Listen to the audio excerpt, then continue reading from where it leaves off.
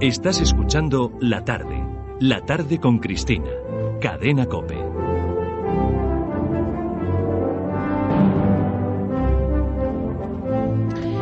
Hoy tenemos un capítulo especialmente bonito de la gesta española porque vamos a hablar del Cid y vamos a meternos en esa diatriba, en esa disputa acerca de si historia o leyenda. José Javier Esparza, muy buenas tardes. ¿Qué tal? Muy buenas tardes. Tú tienes ya un criterio formado, ¿no? Pues yo creo que hay un criterio objetivo que la mayor parte de la gente reconoce respecto al Cid. Es que el Cid efectivamente fue historia, que existió históricamente, sobre todo porque los documentos que lo prueban son muy de la época y además porque hay tanto documentos cristianos como documentos árabes. Y luego se convirtió en leyenda gracias al Cantar de Gesta. Lo que ocurre es que a su vez este Cantar de Gesta tuvo tal eco dentro de los españoles de la época, a partir del siglo XIII, del siglo XII, siglo XIII, siglo XIV, que la propia historia épica se convirtió a su vez en historia viva, e influyó de tal manera en la gente. Pero es interesante resaltar que las crónicas históricas, los cronicones de la época, son anteriores al Cantar de Gesta y por lo tanto anteriores a la literatura. Así es, la historia Roderici, la historia de Rodrigo, escrita en latín, como las crónicas árabes, que además son bastante fehacientes. Es decir, realmente es muy difícil negar que el Cid tuvo existencia histórica. Es verdad que su existencia histórica no coincide siempre con la historia poética. Sí, que varía la versión de lo que pasó realmente de lo que se cuenta después en el romance. Bueno, y todas estas cosas las vamos a aclarar ahora y establecer lo que todos ustedes saben, ¿no? Que es importante la figura de Cid, por un lado, por su contribución personal a la Reconquista. Es que para los almorávides, fue una cosa muy importante, sembró en toda la zona de Levante lo que iba a ser luego la semilla del retorno a la cristiandad, y además es muy importante también porque es uno de los primeros personajes históricos de la Edad Media que es interespañol. Quiero decir, hasta entonces había una cierta diferencia de reinos, Castilla, León, Castilla y León, Aragón, Navarra.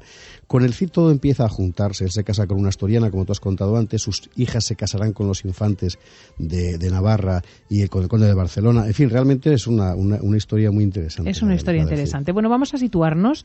Estamos en el año 1081, fíjate, en algún espacio de la estepa castellana, y un poeta, que ustedes reconocerán enseguida, retrata el avance de la mesnada de un caballero desterrado. El ciego sol se estrella en las duras aristas de las armas. Llaga de luz los petos y espaldares y flamea en las puntas de las lanzas. El ciego sol, la sed y la fatiga. Por la terrible estepa castellana, al destierro, con 12 de los suyos, polvo, sudor y hierro, el Cid cabalga. Qué barbaridad, me parece que estabas ahí dentro, ¿eh? ¿Tú cómo sonaba? Totalmente. Lo que es el equipo de la COPE, qué capacidad. Bueno, pues, ¿quién no ha oído los versos? Es un fragmento del Castilla de Manuel Machado, uno de los innumerables poemas que el Cid va a inspirar.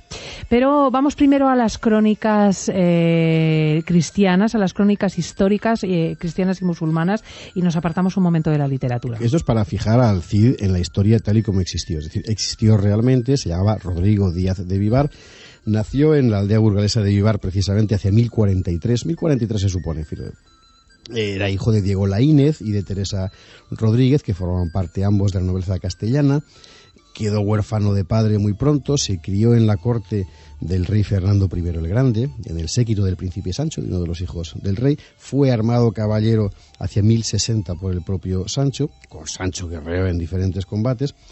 Cuando murió Fernando I el Grande, Sancho fue coronado rey, y Rodrigo es nombrado alférez del rey, que era algo así como el jefe de la milicia real, ¿no? Alcanza gran notoriedad combatiendo y sobre todo cuando resolvió él solo una guerra. En aquella época los tres Sanchos, el Sancho de Castilla, el de Navarra y el de Aragón, se estaban peleando por unos castillos fronterizos. Todos eran descendientes de Sancho III el Mayor, el gran rey de Navarra. Conforme al código caballeresco medieval, aquellas guerras se podían resolver mediante un combate singular entre los capitanes, por así decir, de cada tropa. Qué práctico, ¿verdad? Sí, muchísimo. Qué ahorro de vidas. Pues sí. Y así los alféreces de Castilla, que era Rodrigo, y el de Navarra, que era Jimeno Garcés, se enfrentan en un combate singular.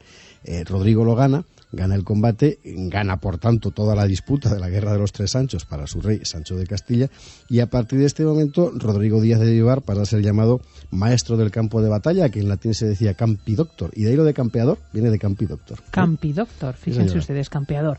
Bueno, pues las cosas parecían ir bien para el Cid, que como saben ustedes habían visto que había sido nombrado caballero con apenas 17 años, pero las cosas se tuercen cuando Sancho, su rey, es asesinado durante el cerco de Zamora en 1072. Y eso fue una cosa bastante tremenda. Es una vez más una pelea entre reyes cristianos como había en esta época, y luego contaremos por qué.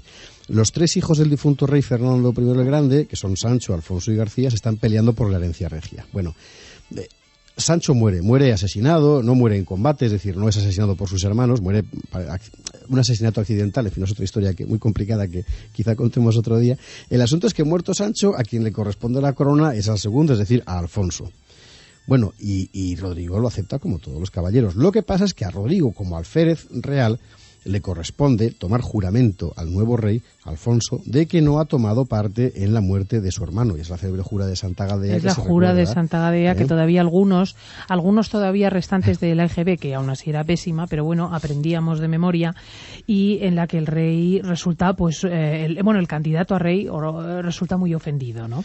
Sí, bueno, nunca se ha sabido exactamente si realmente se ofendió tanto. Parece que le ofendía más la mera presencia de Rodrigo, porque era como recordarle que, bueno, eso del efecto Rebeca, lo de la película de Hitchcock sobre la novela de Daphne du Maurier, es decir, ahí tienes a alguien que te está recordando que tú eres el segundón, ¿no? Sí. Bueno, pues ese era un poco el asunto. Nunca se llevaron bien Alfonso VI y Rodrigo. De hecho, cuando Alfonso llega, Rodrigo es apartado del cargo de alférez real. No le va a tratar mal a Alfonso, ni muchísimo menos, es decir, le consigue un matrimonio muy ventajoso con doña Jimena, una bisnieta de uno de los reyes de Asturias, una señora, en fin, de mucha alcurnia, una mujer de armas tomar, luego veremos, ¿no? Le otorga cometidos de mucha importancia, como cobrar las parias, que eran unos tributos que cobraban a los reyes cristianos, a los reyes moros. Bueno, pues precisamente por uno de estos cobros de parias va a caer en desdicha Rodrigo. No sabemos exactamente por qué, porque la historia cuenta cosas diversas, y a lo mejor todas lo son al mismo tiempo, ¿no? Todas son ciertas al mismo tiempo. Es decir, por un lado, Alfonso había pensado enfrentar a diferentes reinos de taifas moros entre sí, por otro lado, él tenía protegidos a unos y no a otros. A su vez, parece que Alfonso contesta a un intento de invasión mora en Toledo, saqueando a su vez parte de Toledo, pero sin saber que esa parte exactamente estaba bajo la protección del propio rey. En fin, el asunto es que al final Rodrigo cae en desgracia ante Alfonso, y a finales de 1080 es desterrado. Ahí hay efectivamente un cruce entre la historia, que es como tal y como tú la cuentas, y la literatura, que atribuye a la propia jura de Santa Gadea el exilio del Cid. Claro, digamos que la jura puso las cosas tensas, pero exactamente. Pero son las intrigas de corte, etcétera, lo que le lleva al destierro. Y bueno, debió ser muy tremendo, es decir, abandona Castilla. Eso es lo que contaba al comienzo Antonio Machado, efectivamente. Manuel Machado, efectivamente. Sí. Se va junto a la mesnada, cruza la frontera, y en el año 1081, lo encontraremos al servicio del rey en la taifa mora de Zaragoza, Al-Mutamín. Claro, entonces la pregunta que se hace todo el mundo, ¿y qué hacía un caballero cristiano al servicio de un rey moro? Y aquí hay que explicar las cosas con cierta calma, porque esa etapa de la Reconquista es complicadísima, es muy complicada. Aquí hemos contado ya en este programa, desde el principio, además, los dos primeros siglos, digamos, después de Covadonga. Es decir, se para al moro, empieza lentamente la gente a pasar hacia el sur, primero lentamente, luego más aceleradamente, se van ocupando nuevas tierras, el Valle del Duero, van bajando hasta el Valle del Tajo. Hacia el año 1000 podemos trazar una diagonal que va desde la desembocadura del Tajo en Portugal hasta Barcelona. Bueno, pues y en apenas 200 años toda la parte del norte ya es cristiana y toda la parte del sur sigue siendo musulmana, es decir, que más de un tercio de la península se ha reconquistado en muy poco tiempo, ¿no? Pero a partir de aquí las cosas se complican muchísimo, a partir del año 1000. La marcha hacia el sur se para, ya no hay más gente que vaya bajando hacia el sur, más reconquistadores, porque falta población. El mapa se fragmenta. Los revisionistas de la Reconquista son los que dicen, es que los reyes cristianos pasaban más tiempo peleando entre sí que contra los moros. No, ¿qué va? Es muchísimo más complicado, porque los cristianos se peleaban entre sí y con los moros. Se peleaban contra los moros y a favor de otros cristianos. Y todos se peleaban contra todos, y también los propios moros. Con todos. Y todos se aliaban con todos. Claro, ¿qué estaba pasando? Bueno, pues lo que estaba pasando es que en torno al año 1000 el poder se fragmenta de una forma brutal, tanto en el norte cristiano como en el sur musulmán. En la España mora se hundió el califato, que era, por así decirlo, que daba cohesión religioso-política al conjunto. Al Andalus se rompen pequeños reinos, los reinos de taifas, Otro día contaremos la historia del Al-Ándalus porque hay mucha fantasía sobre la España, mucha fantasía morisca sobre lo que era la España árabe, pero quedémonos con esto, es decir, hacia el año 1000 todo se ha roto.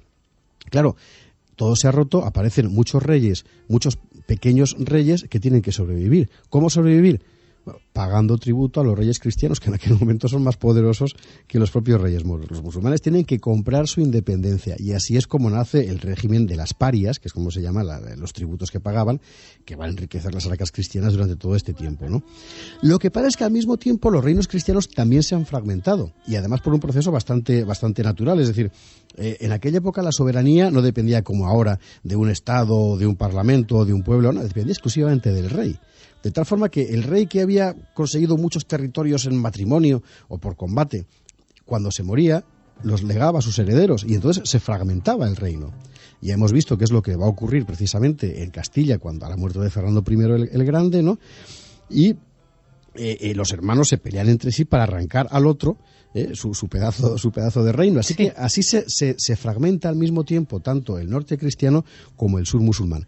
Todos pelean entre sí y se coaligan entre sí, y en ese paisaje complicadísimo es donde aparece el Cid, que termina efectivamente al servicio del rey moro de Zaragoza, ¿no? Recordamos que lo tenemos en Zaragoza, que combate para Al-Mutamín, que se está peleando contra su hermano Mundir, gobernador moro de Lérida, aliado a su vez del rey de Aragón y del conde de Barcelona. Rodrigo vence a la coalición en Almenar, y a partir de ese momento logra la otra parte del nombre por el que se le reconoce, el nombre Sidi, señor. Exactamente, Sidi, que es señor en árabe, y de ahí viene el nombre de Sidi Campidoctor, el Cid campeador, ¿no? Bueno, venció todas las batallas. Es una cosa formidable de la historia del Cid, porque no solo era un guerrero muy valiente, muy fuerte y tal, sino que además era muy listo. Y la verdad es que dio unas lecciones de estrategia, según cuentan las crónicas históricas, muy notables. Lo reconocen incluso las crónicas árabes. Por eso insistimos en que es un personaje real, es decir, que existió, ¿no? Bueno, pero de repente ocurre en el año 1086 una cosa trascendental, importantísima, que es la invasión almorávide.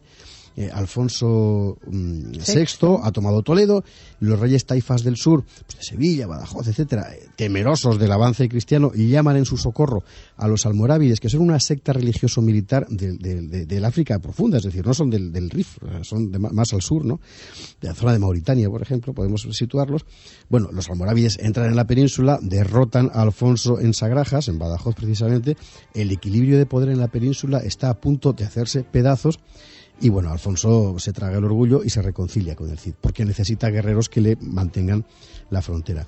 Y en esa reconciliación al Cid le toca la defensa de la zona de Levante. El rey le otorga diversos dominios, el Cid somete a las taifas de su zona y protege Valencia. Pero entonces, vuelve a pasarle otra cosa mala. Porque cada vez que se cruzaba en su vida con Alfonso le pasaba algo malo al Cid. Es que la verdad es que, en fin, es una cosa. ¿Qué pasa? Pues pasa que tiene que ir a socorrer a Ledo, un pueblo de Murcia, llega tarde al asedio, se pierde a Ledo, el rey se coge un cabreo fenomenal, le echa la culpa al Cid de que se haya perdido a Ledo y lo destierra de nuevo. Y además esta vez el destierro es tremendo, porque antes, el destierro anterior fue un destierro batú, fuera, pero no perdías tus posesiones. Aquí sí, aquí lo pierde todo, pierde todas sus posesiones y le manda desterrado del reino con su mujer y con sus vasallos, y es, por así decir, la ruina, es decir, es la ruina personal, la ruina física, material de este gran guerrero. Pero claro, Rodrigo era Rodrigo, es decir, él estaba en una situación, aunque solo fuera por su persona, de superioridad. Había demostrado que era el más fuerte, había demostrado que era el más listo, conoce Levante como la palma de su mano, es decir, que más se le puede desterrar a uno cuando conoces el último risco de la zona que tienes que defender. No necesita entrar al servicio de nadie para ganarse la vida, porque él solo gana, y es lo que va a hacer. Decide dominar todo Levante personalmente, para sí, por sí. Saquea el reino moro de Denia, llega hasta Sagunto, obliga al moro Alcadir, que gobierna Valencia, a pagarle tributos. El rey taifa de Lérida, que teme que el Cid le ataque, pide ayuda al conde de Barcelona. El Cid derrota a ambos. Va a dominar todo el oriente peninsular, excepto la taifa de Zaragoza, que era la más rica por otro lado, la va a dominar el Cid, hasta el punto de que castellanos, aragoneses y catalanes se coaligan contra Rodrigo, atacan Valencia y Rodrigo los gana a los tres. En fin, realmente es un periplo militar extraordinario, ¿no? Además va más allá de Levante e incluso avanza en otra dirección, porque él mismo ataca La Rioja, obliga al propio Alfonso VI a retroceder. Sí, sí. En 1092, una guerra interna entre los moros de Valencia se salda con la muerte del protegido del Cid. Rodrigo interviene, Eso sitia Valencia y la toma el 15 de junio de 1094. Y allí adquiere título, es decir, allí se proclama Príncipe Rodrigo el Campeador. Y a partir de ese momento, el desterrado se convierte por sus propias fuerzas en un príncipe en pie de igualdad con los reyes que estaban combatiendo en el resto de la península. Bueno, pues fíjate lo que pasa, que así estaba todo derroto otra vez, y entonces vuelven los almorávides. Y cuando vuelven los almorávides, el Cid se vuelve a liar con todos los reyes cristianos. Es una cosa muy interesante, es decir, los reyes cristianos se peleaban entre sí por pactos con los reyes taifas de la península, porque consideraban que los reyes moros de la península eran, por así decir, moros hispanizados. Entonces era su gente. Sin embargo, cuando era una invasión de África la que venía, todos se volvían a coaligar. Aparte, ya lo explicaremos cuando hablemos de Al-Ándalus, y lo hemos repetido ya en otras ocasiones, los almohades y los almorávides suponen además una revisión religiosa fanática. Esto es, son cada vez una fórmula de opresión a los cristianos poderosísima, y una fórmula también de ataque a los árabes venidos de Damasco, a los que consideran que han abandonado el Islam y son traidores a la verdadera fe. De hecho, todo el esplendor cultural de los reinos taifas, los almorávides acabaron con él. Claro, porque eran sectas fundamentalistas que iban viniendo una detrás de otra, ¿no? Bueno, el asunto es que se vuelve a formar la gran coalición. El Cid salía con Pedro I de Aragón, con Ramón Berenguer III. Tiene además miras más altas porque, claro, ya es príncipe, es decir, ya puede, por así decir, emparentar. Entonces, ¿qué hace? Él aspira a crear alianzas permanentes con Aragón, con Barcelona, con Navarra, y lo que hace es concertar el matrimonio de sus hijas. El cantar de Mío Cid, el mismo cantar, lo cuenta de una forma muy divertida, traducida al castellano actual, que la vamos a escuchar ahora. He aquí que dos caballeros entraron en la corte. Al uno dicen Ojarra, de Navarra embajador, al otro Íñigo Jiménez, del infante de Aragón. Besan las manos al rey don Alfonso, piden sus hijas a Mío Cid el Campeador para ser reinas de Navarra y de Aragón. Hicieron sus tratos los de Navarra y Aragón, tuvieron junta con Alfonso el de León. Hicieron sus casamientos doña Elvira y doña Sol. Así crece la honra del que en buena hora nació, cuando señoras son sus hijas de Navarra y de Aragón. Hoy los reyes de España sus parientes son. A todos alcanza honra por el que buena hora nació. Pues así lo cuenta el cronicón, el cantar del Mío Cid, el romance, pero en realidad, como siempre hay fallos, no se llamaban Elvira y Sol las hijas. Las hijas no se llamaban Elvira y Sol, las hijas se llamaban María y Cristina. María se casó con Ramón Berenguer III, que era conde de Barcelona, y Cristina con el infante Ramiro Sánchez de Navarra, ¿no?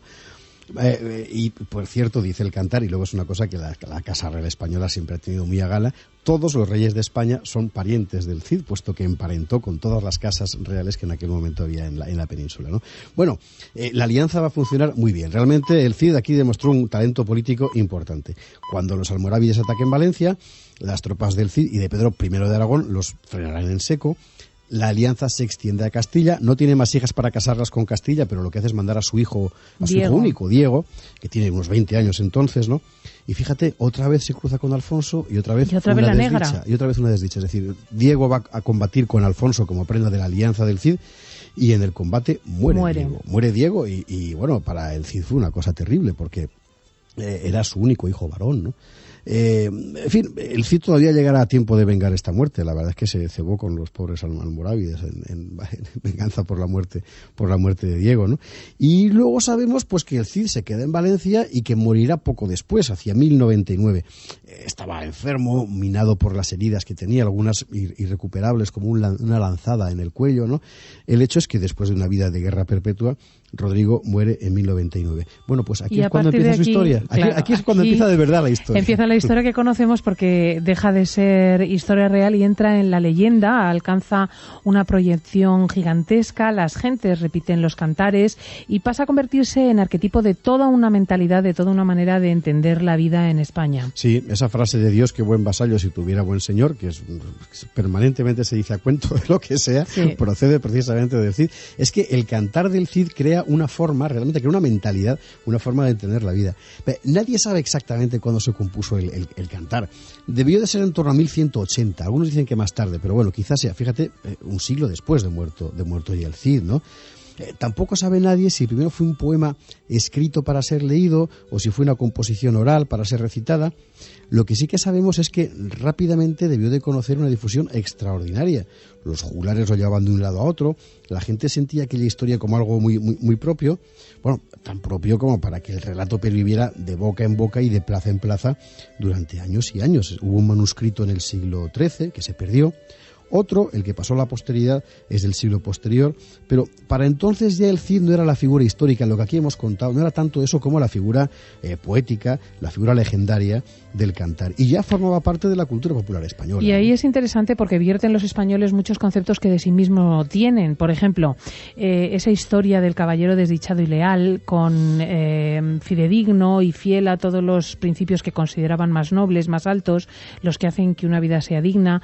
Es el caballero que lleva su lealtad hasta el extremo de exigirle juramento a un rey, o sea, que no sea milana ante los superiores. Es el súbdito fiel que soporta una y otra vez las injusticias por lealtad. Es el hombre de familia, abnegado y cabal, que vela por los suyos. Es el jefe generoso que cuida de su mesnada, que lo adora. Es el brazo valiente que vence en combate y aún después de muerto, porque la leyenda añadió que sacaron su cadáver cabalgando y todavía asustó muerto a los moros, que según lo vieron pues salieron corriendo. Y es sobre todo el hombre fuerte y libre, cuyas virtudes le hacen superior a los propios reyes que no están a su altura. Y eso es el sobre todo, es decir, eso es el rasgo típicamente español de la figura del Cid, que luego lo vamos a encontrar en la literatura española permanentemente, en el Siglo de Oro permanentemente. Es lo que llaman los teóricos un ideologema, es decir, una parte de la ideología nacional que consiste en decir lo siguiente: cualquier ciudadano, cualquiera, con sentido del honor y que cumpla su deber, es en sí mismo un príncipe. Y esta es la primera figura que el Cid representa, y así es como entra en toda la memoria nacional, ¿no? Don Ramón Menéndez Pidal, pero muchos oyentes piden bibliografía sobre las cosas. Lo mejor, sin ninguna duda, es el poema de Mío Cid de Ramón Menéndez Pidal en Austral Espasacarpe, porque está muy bien contado, además. Bueno, pues Ramón Menéndez Pidal dice que el Cid es, además, el vencedor absoluto. Vence al enemigo interior, que en España siempre es la envidia, y vence al enemigo exterior, que en el caso concreto de la España de entonces era el moro, ¿no? Y bueno, y así se convierte pues en una de las grandes figuras de nuestra conciencia nacional. Pero claro, hay que hablar de ella, que fue de doña Jimena. Efectivamente. Bueno, pues fíjate, cuando muere el Cid, doña Jimena, ella sola, consigue defender Valencia. Le ayuda a su yerno, el conde de Barcelona, Ramón Berenguer III. Cuando aumenta la presión almorávide, Jimena pide socorro al rey de Castilla, Alfonso VI. Alfonso no tiene valor para negar la ayuda y socorre a Jimena, consigue detener a los almorávides, pero el rey decide abandonar la plaza. Consigue salvar Valencia, por cierto, acabó bastante calcinadita la pobre, pero consigue salvarla, pero se va. Bueno, unos dicen que es que estaba muy lejos para defenderla, muy lejos de la frontera castellana para gastar allí fuerzas en defensa. Otros dicen que por orgullo no fue capaz de aceptar este último regalo que el campeador después de muerto le daba, que era la ciudad de Valencia tomada, ¿no? El hecho es que todos abandonan Valencia. En 1102, en mayo de 1102, la gente de Jimena y la gente del Cid se marchan, abandonan Valencia. Ella se establece en San Pedro de Cardeña, en Burgos, donde se entierra a Rodrigo Díaz de Vivar. Ahora está en la Catedral de Burgos. Jimena morirá solo 2 años después de muerto el Cid. Es ese tipo de matrimonios en el que la pérdida de uno hace que el otro diga que la vida ya no tiene sentido. Gracias a Charlton Heston y a Sofía Loren, en la película de Anthony Mann sabemos que además fue una intensísima historia de amor, y lo pronto que murió Jimena probablemente así lo avala, ¿verdad?